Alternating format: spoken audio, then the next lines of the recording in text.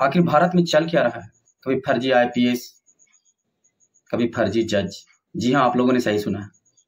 गुजरात के गांधीनगर में पुलिस ने एक ऐसे आरोपी को पकड़ा है जो पिछले 5 वर्षों से फर्जी जज बने हुए थे। और इतना ही नहीं, उन्होंने उसी तरह की व्यवस्था की थी जिस तरह की सरकारी कोर्ट में व्यवस्था होती है।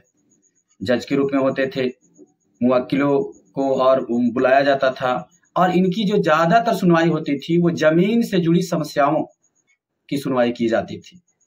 और ऐसा करते करते ये जो है लगभग 100 करोड़ की प्रॉपर्टी की जमीन उन्होंने हड़प ली। जब ये भनक अहमदाबाद पुलिस को लगी तब उन्होंने इसकी छानबीन की और यह व्यक्ति जो है पकड़ा गया। जी हाँ, आप सही सुन रहे हैं।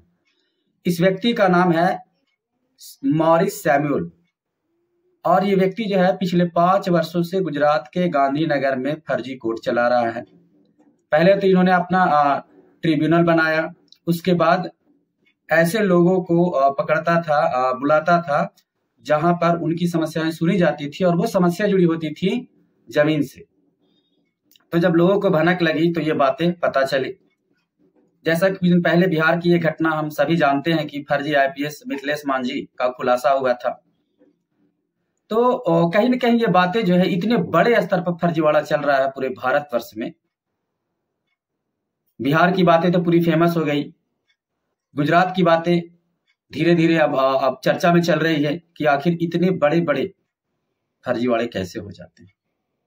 पुलिस प्रशासन है, न्यायिक व्यवस्था है, और भी चीजें हैं, लेकिन फिर भी ये सब चीजें कैसे हो जाती है।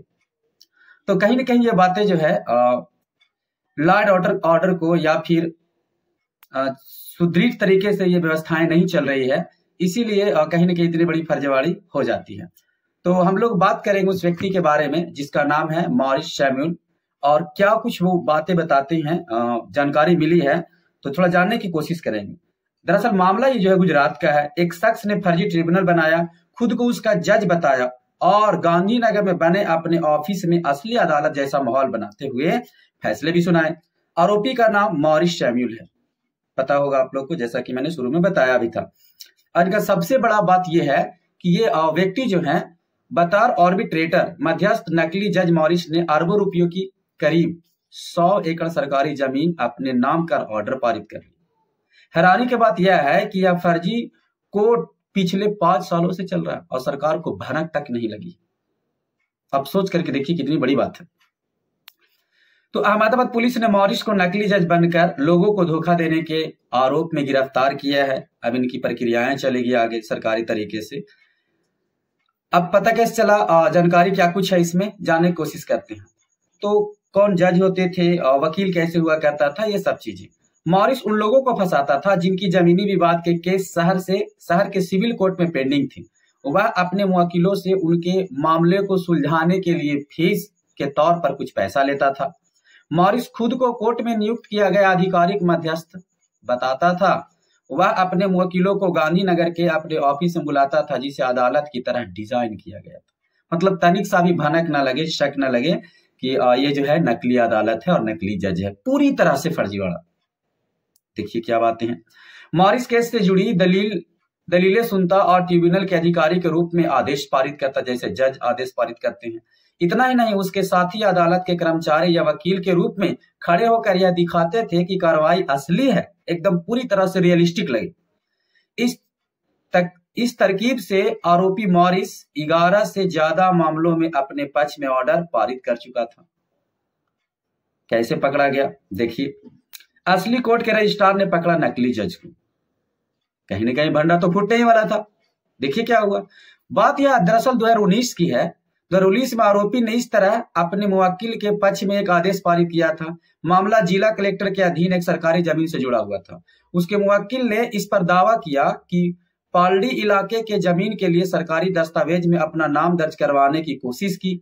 मॉरिस ने कहा कि उसे सरकार ने मध्यस्थ बनाया है, सरकार का हवाला देते हुए।